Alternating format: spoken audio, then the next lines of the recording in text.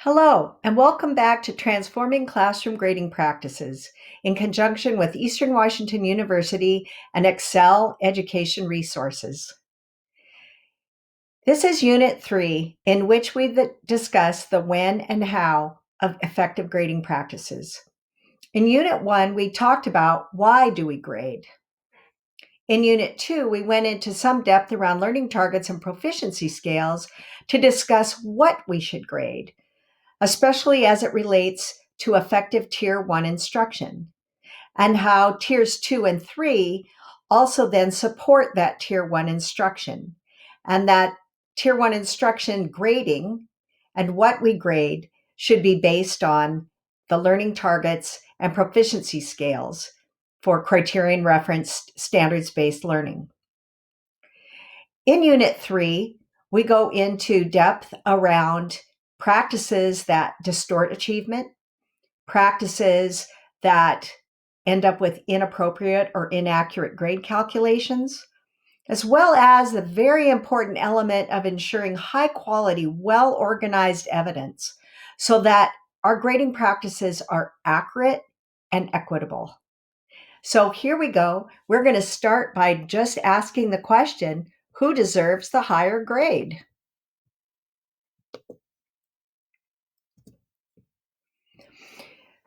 So in Unit 3, when and how should we grade, there will be 4 modules.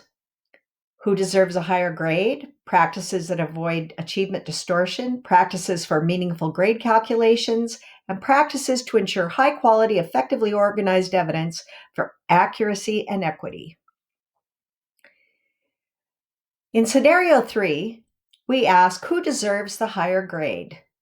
Please feel free to use your scenarios reflection worksheet, and in a moment we will also use your reflections worksheet for the end of the modules. So in this case, let's call it a unit of study. It could be over a quarter of time, but let's just say it's a unit of study. We have Bob, who from the beginning to the middle to the end of this unit was proficient all along the way. Gwen started at a little bit lower than proficiency, maybe at a level 2, but she grew and she reached proficiency. Roger came into the class a week or so late, started fairly low, but as we can see, he made steady, regular progress toward proficiency. And then we have Pam, who started out very low and stayed low for a long time. And then, boom, something happened in the instruction and she took off. She also, at the end of this unit, met proficiency. So who deserves the higher grade? In a criterion reference system, what we are basically doing is moving from a bell curve mindset to a J-curve mindset. Whereas bell curve, very few students excel, some students fail, the bulk of the students are somewhere in the middle. In a criterion reference system, we move to the J-curve, where we are getting all students to proficiency, or at least we are making rapid growth towards proficiency. This is what we're trying to do, is realize the J-curve. The bell curve is what we have at the beginning of instruction, and the J-curve is what we have after effective instruction. This is a shift from a focus on teaching to a focus on students learning. It is a shift from earning to learning. Do our current grading practices reflect these shifts in thinking? So for Module 1, please pause this presentation, reflect and write on scenario number 3, and the shift from the bell curve to the J-curve. And in the discussion of our scenario number 3, who deserves the higher grade?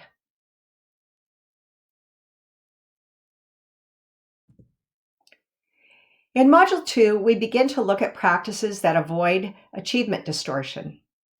We provide and take a look at scenarios and guidelines for ensuring accuracy and equity by fixing practices that distort student achievement.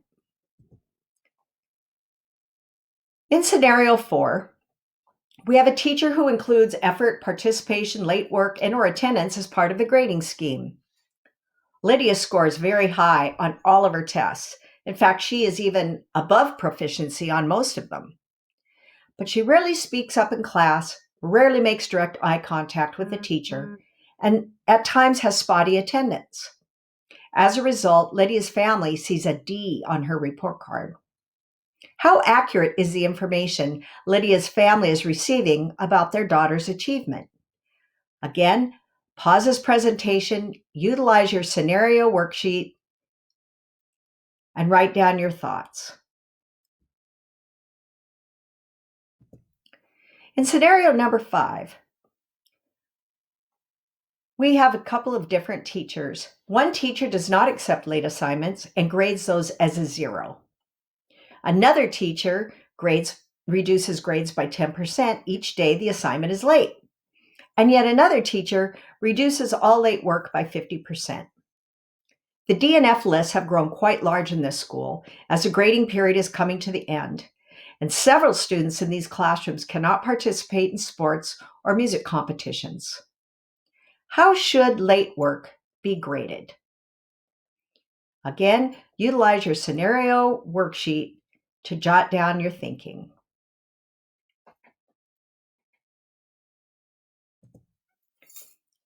In scenario number 6, a student is caught cheating on his math test. He is suspended from school and a score of 0 is recorded for that test, significantly lowering his grade. In a system of criterion reference grading, what should be the consequence for this scenario? Again, pause this recording, take some time to reflect and write on this particular scenario.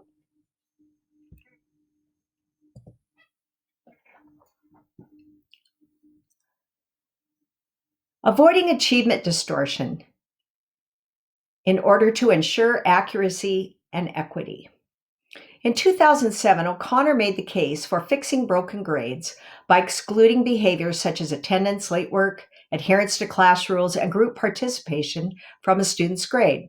He maintained that these grading practices communicate distortions in student achievement.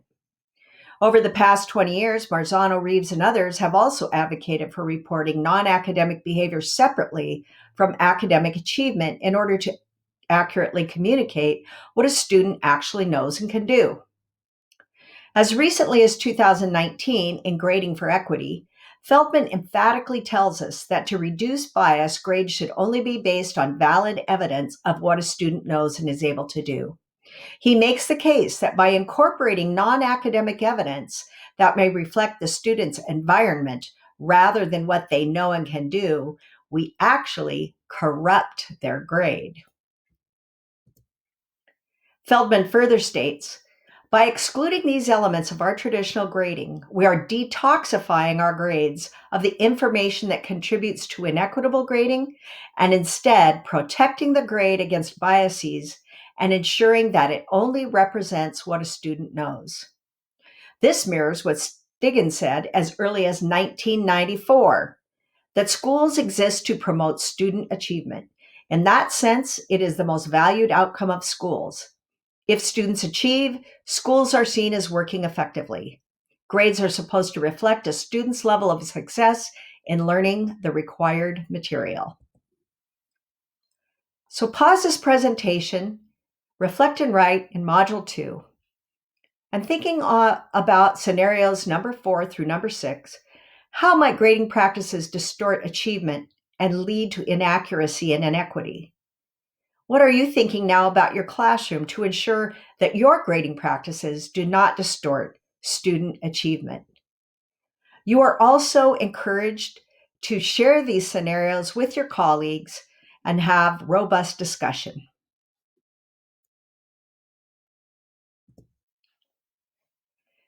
In Module 3, we discuss practices for meaningful grade calculations. We will consider scenarios and guidelines for ensuring accuracy and equity by practicing appropriate and meaningful grade calculations. In scenario number 7, we have 2 students who earned the same grades in 2 different classrooms. They have all 91s with the exception of 1 0. In one classroom, the student's teacher averages grades, And therefore, averaging all these 91s and this zero, it becomes an 81.9, so this student gets a B. The other student's teacher has a practice of throwing out the lowest and the highest grades. Therefore, these scores average to a 91, and that student gets an A. In example 2, a teacher uses only points. With 2 grades, a student has a 100 and a 0. The average is 50, so that student gets an F. The other teacher uses letter grades, so the student with an A and an F gets the average grade of a C. What are the implications of using zeros and averages in an accurate grading system? Pause this presentation and utilize your scenario worksheet to write down your thoughts around scenario number 7.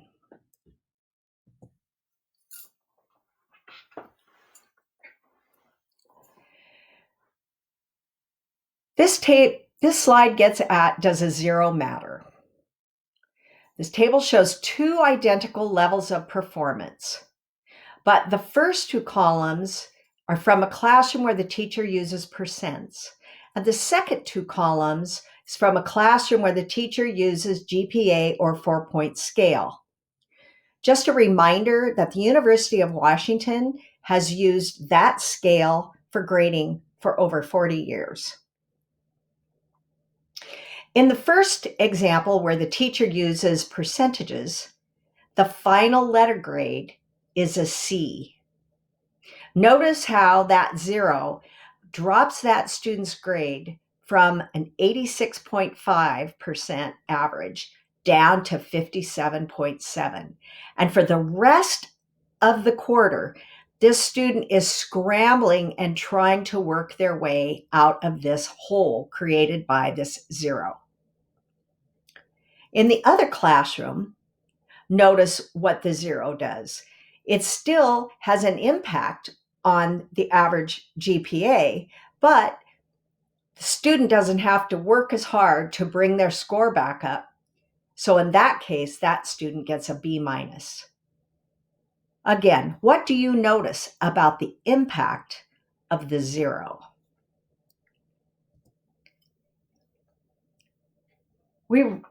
This slide now comes from that same high school math teacher who was wanting to have uncomfortable and courageous conversations with our high school math department about their grading system.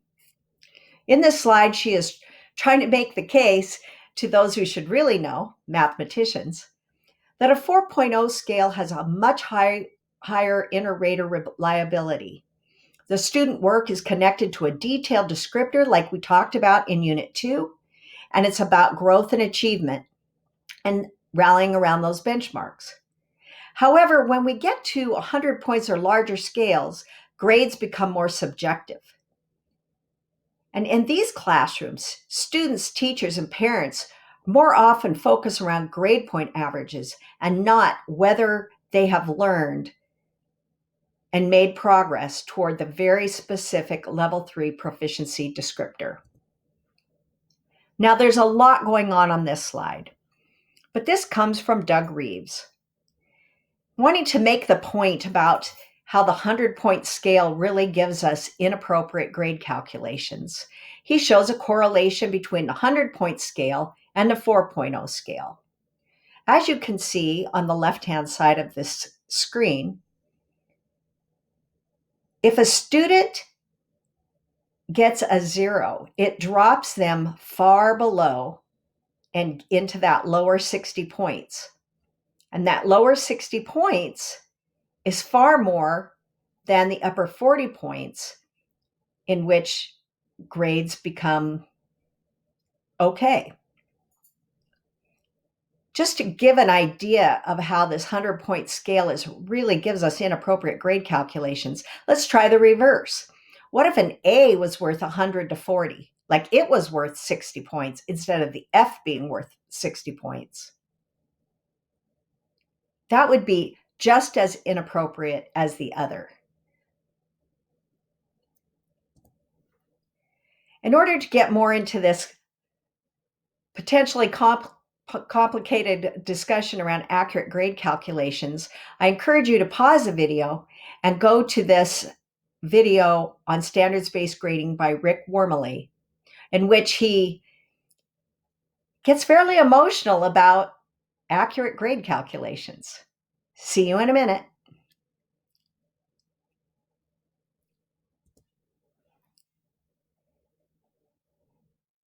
And Tom Schimmer is fairly blunt about this. The mean can be mean is the title of one of his chapters. He says, calculating the mean average can indeed be meaningless. If LeBron James, who earned $65 million in 2014, walked into a room with 3 teachers, the average salary per person in that room would be approximately $16 million per year. Woo! While mathematically precise, this mean salary calculation comes nowhere near providing a clear picture of the salary situation among the 4 people in that room. So once again, if we really want appropriate grade calculations that have meaning and accuracy, we need to be very careful about the use of zeros and the use of averages. Here's scenario number 8. A student works very hard in class and has very high scores in quizzes and assessments. But for some reason, he rarely turns in his homework.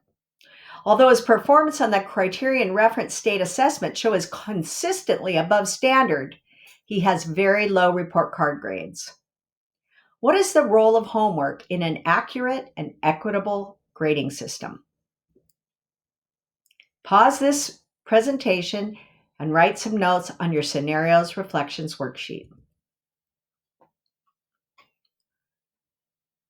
As we talk about homework and grading practices, it becomes very emotional for some people. But let's take a deep breath and try to back up from all of our experiences that we've had with homework.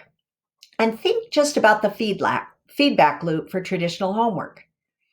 Teacher assigns homework to students. Students take it home, maybe, and work on it, maybe. Students turn it in the next day. The teacher grades, provides comments at night, if not completely swamped with all their other work. Teacher returns assignment the next day with feedback. As teachers, we're appalled that students then take their graded work with meaningful feedback and throw it in the trash. Matt Miller says, I found that the best feedback is the kind that can be applied right away. Why wait when we can get help right now with whatever we're cognitively wrestling with?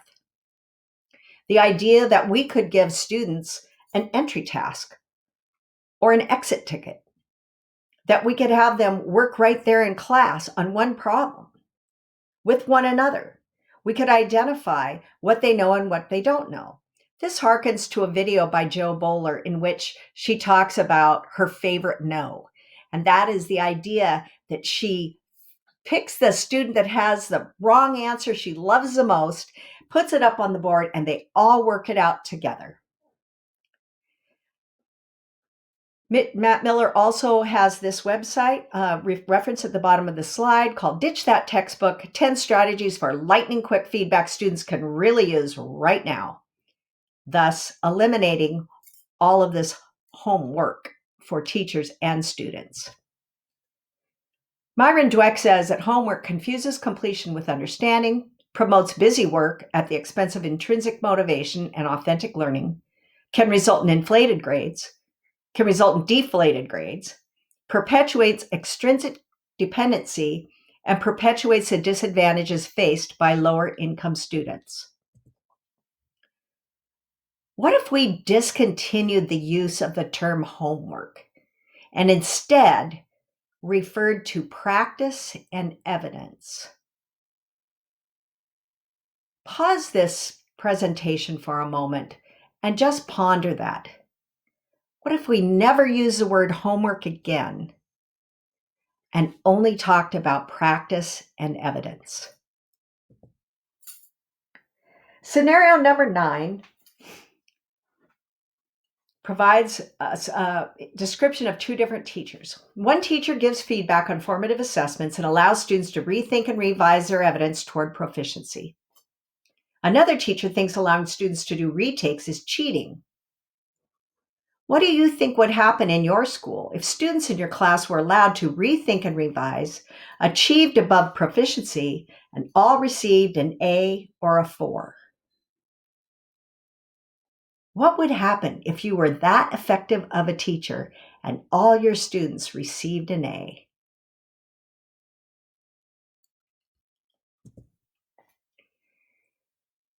Once again, we talk about the new role for educators. The old paradigm is that instruction and assessment timelines were guaranteed and non negotiable, and the learning was variable. But in the new paradigm, learning is what is guaranteed and non negotiable, and the instruction and assessment timelines are variable. The learning is guaranteed and non negotiable, which might require us to vary our instruction or assessment timelines. Nicole Vagel says, instead of asking questions like, how much is this worth? Is this graded? Students would begin to consider questions such as, how do I revise this work or fix mistakes to learn more? How can I demonstrate deeper understanding to improve my grade? In creating a culture of learning, we want students to understand that their grades will improve if they revise, improve, and submit quality work. Again, accurate grade calculations to realize fairness and equity.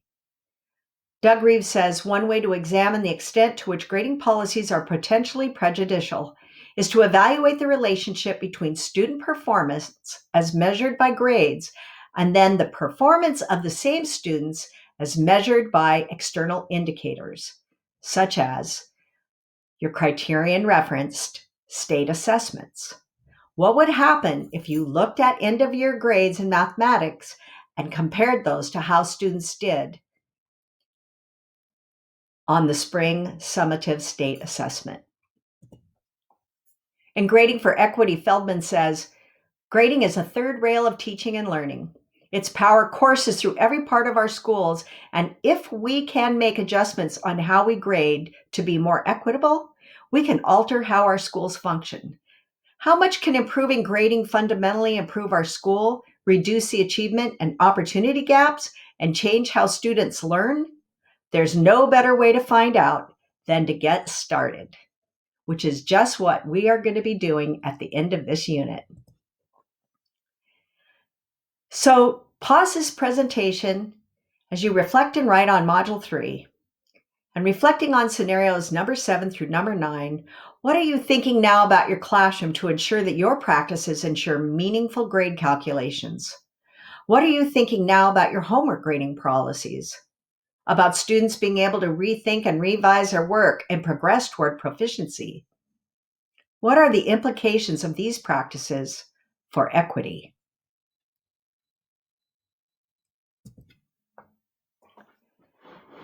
In Module 4 of Unit 2, we address practices to ensure high-quality, effectively organized evidence. In this module, we will look at scenarios and guidelines to ensure high-quality evidence that is effectively organized for accuracy and equity. Here's Scenario 10. A unit assessment measures multiple learning targets, and the student is proficient in many except for a few. Point totals for each target are combined into a single grade communicated to the family as a C. A teacher uses categories of quizzes, tests, homework, etc. in the gradebook. The grade communicated to two families is an F, because whereas student A did homework and projects but failed the quizzes and tests, the other student was proficient in quizzes and tests but didn't complete the homework. How should student work be organized? Pause this presentation for a moment using your scenarios reflection worksheet. Ponder this scenario.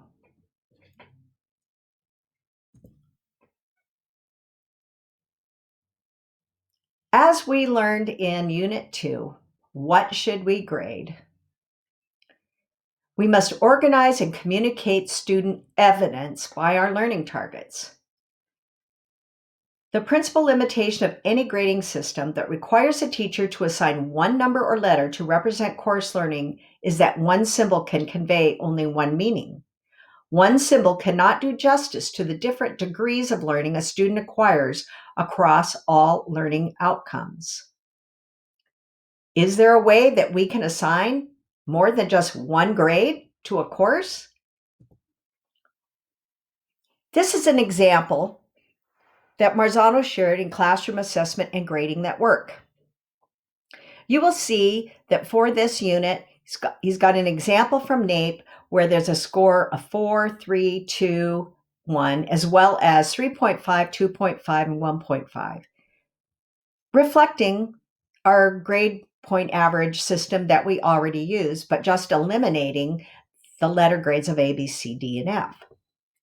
What he says to do is to use a pattern of responses and note that a score of 3 is for items that have been explicitly taught and that each learning target is assessed separately using this scale. This goes right along with what we talked about in Unit 2, that you develop a unit and you identify those learning targets and the proficiency scales, which you already did as your end of Unit 2 project. This could be those same proficiency scales from a student view. Sometimes teachers will say, well, these proficiency scales are just too complicated. Well, here would be a way it would be in student language. Again, we spent a lot of time in Unit 2 talking about targets and scales. Here's some examples. What if we organized and communicated our student evidence by the learning target and the proficiency scale? This implicates organizing formative student evidence as well as using it for frequent progress monitoring. As Marzano said, student achievement will be positively affected if standards-based reporting is rooted in a clear-cut system of formative assessments. And as Black and Williams say, formative assessment is to be interpreted as all of those activities undertaken by teachers and their students which provide information to be used as feedback to modify the teaching and learning activities in which they are engaged. In fact, it was Black and Williams that did research in 1998 that showed that common formative assessments is one of the most powerful interventions for students who struggle because it provides their teachers and them with clear feedback so they can modify what they're doing. A reminder that formative assessment is a process. It's not a test. It's used by both teachers and students. It's both formal and informal. But the primary goal of formative assessment is to elicit evidence regarding the student's current status and the degree to which they've progressed on a particular skill or understanding. It also provides evidence so that teachers can adjust ongoing instructions, and students can also get that feedback so they can adjust the strategies they're using to learn whatever it is they're trying to learn. Here's scenario 11. A unit of study offers many varied opportunities for students to provide evidence on specific learning targets. Some students struggle near the beginning, but because of effective teaching and feedback on formative assessments, they begin to grow dramatically toward the end of the unit. How might we use strategies for students to rethink and revise their work based on formative assessment feedback? How might we provide students the plan for the when and how of grading, even before a unit begins? Please pause this presentation and take a few moments to ponder scenario number 11.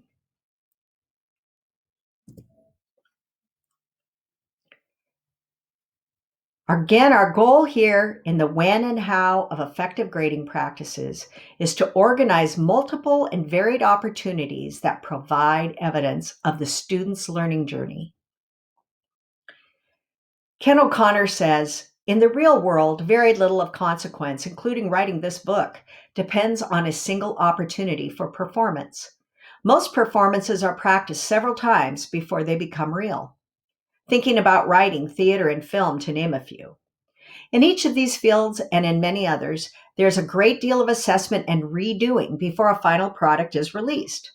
Also, individuals are not evaluated on one piece of writing or one film. Judgment of their quality as a performer is made over a body of work. How might we organize a unit of study and determine the when and how that provides us to look at the student's learning journey over their body of work throughout that unit? Here are some examples. There's no one right way to do this, but just some examples to stimulate your thinking and apply to your own context. This would be a social studies example. This happens to be Lewis and Clark unit. And you'll notice that just like all social studies, many social studies units, map skills are a part of the standards. They're also asked that essential question that are found in Washington State standards anyway: why do people live where they live?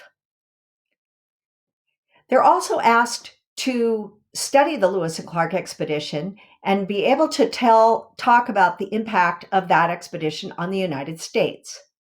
And finally, with a really nice summative writing assessment, students were to write with their own voice, would they have wanted to have been on the expedition, why or why not? You will see that here are the standards that guide this unit. There's assignments, there's formative assessment, and then there's a summative assessment on the writing. And then what happens is that via the proficiency scale, the teacher and the student keep track of where they are. The student started out slowly at the beginning of this unit, but look where this student was at the end of the unit. Looking at the preponderance of evidence, as Marzano calls it, you might say this student looks like they earned a 3.5. Again, in talking about effectively organizing and communicating high-quality evidence, another way to think about planning the when and how of grading in a unit of study is to see that all of the things that students do, all the evidence and practice they give us from the pre-assessment all the way through their summative project, paper, or presentation, we think of it as the unit learning progression along the way. So from pre-assessment on through, the teacher, you are guiding the learner toward the end of unit standard via the proficiency scale, and students are also monitoring their progress along the way, which we'll talk about in a lot more detail in Unit 4. In this case, the teacher planned ahead for allowing students to rethink and revise. So you can see that where the quizzes were, they were given an alternate A, alternate B, so they could retake the quiz. Just an example of how a teacher can think ahead and plan for making allowances for students to have opportunities to rethink and revise their work toward proficiency at the end of the unit. We finish Unit 3, the when and how, by considering concepts for a standards-based grading system, in which we use assessment for learning. We define grading categories by learning targets, not types of assessments. We score and report non-academic behaviors, such as attendance, effort, discipline, separately. We develop a proficiency scale with examples of each level. We ensure that students fully understand each level, including where they are and their plan for getting to their goal. We demystify what students need to know and be able to do through clear learning targets and scales, of which we dug into quite a bit in Unit 2. We strategize for dramatic improvements in learning by providing students immediate feedback and providing them opportunities to use that feedback to improve their understanding and skills. We provide mid-course corrections through formative evidence from the beginning of a unit to the end. We also focus on student evidence at the end of the unit of study or grading period. What does a student know now and are able to do? What is the preponderance of evidence at the end of a unit? If an overall grade is required, weight targets for that unit or grading period so that the work that the student did later in the unit is weighted far more heavily than what they did at the beginning of the unit. Remember, when students set learning goals and are able to track them in a clear and meaningful way, their achievement will substantially improve. That is clear from over 40 years of research. Remember, the primary purpose of classroom assessments is to inform teaching and improve learning, not to sort and select students or to justify a grade. Thank you, Jay McTighe. It's so important that we effectively organize and communicate quality evidence. Reporting student learning on clearly communicated targets and scales after effective instruction with feedback on formative assessments over a unit or period of time allows a student to wear the accurate and meaningful grade they have learned and grown into. Pause this presentation and reflect and write in Module 4. Using your reflections on scenarios 10 and 11, what are you thinking now about your classroom to ensure that your grading practices ensure high quality and effectively organized evidence? How will you and students frequently progress monitor their learning using student evidence? How will you and students use feedback to further their learning? What might a standards-based gradebook look like? What are the strategies you will use for ensuring high quality and well-organized evidence for accuracy and equity? This now ends Unit 3, and we have 2 assignments. Assignment A, on when and how should we grade, asks you to use a template, Unit 3, Strategies that Address When and How, which is shown on the next slide, to identify ways you might transform your classroom grading practices to ensure accuracy and equity. I ask you to reflect on these ideas in the context of the 3 specific units of study you completed for Unit 2, What Do We Grade? This is the Unit 3 handout for Strategies to Address When and How Grading template. Be thinking about this. How will this unit reflect a shift from bell curve to J curve?